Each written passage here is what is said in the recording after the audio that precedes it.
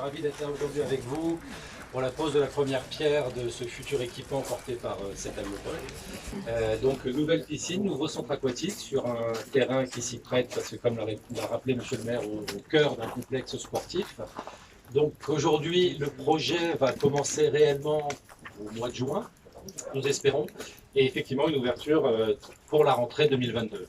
Donc je pense et je suis sûr que cette journée pluvieuse ne sera pas réitérée le jour du jour où l'inauguration sera officielle et où vous pourrez effectivement officiellement ouvrir ce complexe. Et donc on attend avec impatience, après ces quelques mois de travaux, de pouvoir venir utiliser ce nouvel équipement. Merci à vous.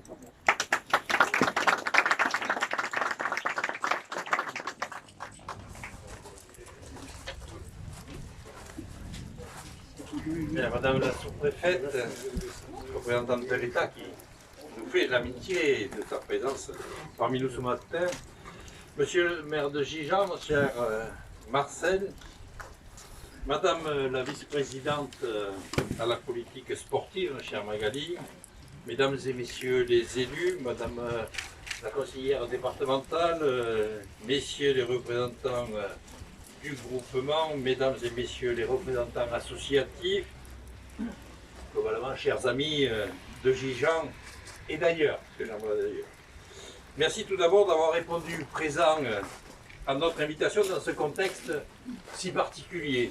Alors, le contexte sanitaire d'abord, qui depuis plus d'un an nous contraint tant dans nos vies et habitudes quotidiennes, au-delà de ses conséquences tragiques pour des milliers de personnes, mais qui nous permet tout de même des temps officiels en extérieur, comme celui d'aujourd'hui, même s'il nous privera du traditionnel verre de l'amitié qui aurait dû clore une telle manifestation. Et plus anecdotique, le contexte météorologique, puisque le temps maussade de ce week-end n'est pas des plus propices aux sorties extérieures. Mais à ce niveau, ne nous plaignons pas, car le déficit hydrologique inquiétant que connaît notre territoire ne peut que nous faire espérer plus d'apport pluvial ces prochaines semaines. Et puisqu'aujourd'hui, il est question de bassin aquatique, ce n'est pas un peu d'eau qui va nous faire reculer. Les équipements aquatiques sont, comme vous le savez, sans doute, l'un des fers de lance de la politique d'équipement communautaire décidée par les élus de cette agropole Méditerranée. Et ce n'est pas notre dynamique vice-présidente au sport qui me démentira. Réhabilitation et création du bassin olympique Laurent Vidal au centre Fonquerne de Sète, inauguré il y a un peu plus d'un an. Début des travaux de la piscine de Gijan aujourd'hui et demain celle de Frontignan, puis de Metz, doteront le territoire d'un niveau d'équipement à la hauteur de ses ambitions en matière de pratiques aquatiques, sportives comme ludiques. Ce choix a un goût certain, comme le rappelait le vice-président, les élus en sont conscients, ce coût qui nous amène à avancer progressivement, mais sûrement, car au-delà de lourds travaux, les frais de fonctionnement, comme le rappelait Marcel, des bassins sont très élevés, au-delà d'une construction estimée pour elle à 9 millions d'euros. Mais dans un territoire d'eau, comme cette agropole Méditerranée, entre mer et lagune, il nous apparaît souhaitable que chaque scolaire, tous les clubs et amateurs puissent disposer de créneaux pour apprendre à nager et à se perfectionner dans de bonnes conditions. Il en sera fini des déplacements importants pour beaucoup de jeunes élèves de nos communes et des créneaux inadaptés au temps scolaire. Voilà de quoi nous mettre dans les meilleures conditions dans la perspective des Jeux Olympiques 2024, pour lesquels SAM se positionne comme centre d'entraînement et pour montrer encore en puissance dans le sport de haut niveau qui est un autre axe fort de développement aux côtés du sport pour tous et du sport santé qui s'affirme lui aussi comme un marqueur fort de notre action. Notons d'ailleurs qu'ici un système de mise à l'eau sera prévu pour les personnes en situation de handicap. L'Aglopole a voté, pas plus tard qu'avant-hier, un ambitieux budget de 180 millions d'euros, où il est prévu d'investir durant cette année 2021 pas moins de 53 millions, tout budget confondu, dans nos divers secteurs de compétences. Des compétences qui améliorent la vie des administrés et participent de la relance économique, car aux côtés de l'État, le rôle des collectivités est essentiel en la matière face aux conséquences économiques désastreuses de la crise sanitaire.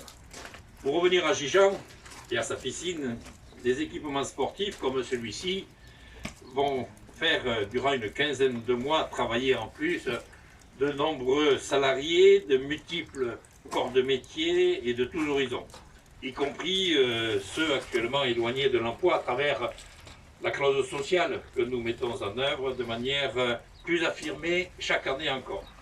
Imaginez, préparé sous le mandat précédent, et j'ai une amicale pensée pour l'ancien maire Francis Vogt, et réalisé durant celui-ci, cet équipement proche du centre-ville et des autres installations sportives sera structurant pour plusieurs communes, comme l'a relevé Marcel Steclin.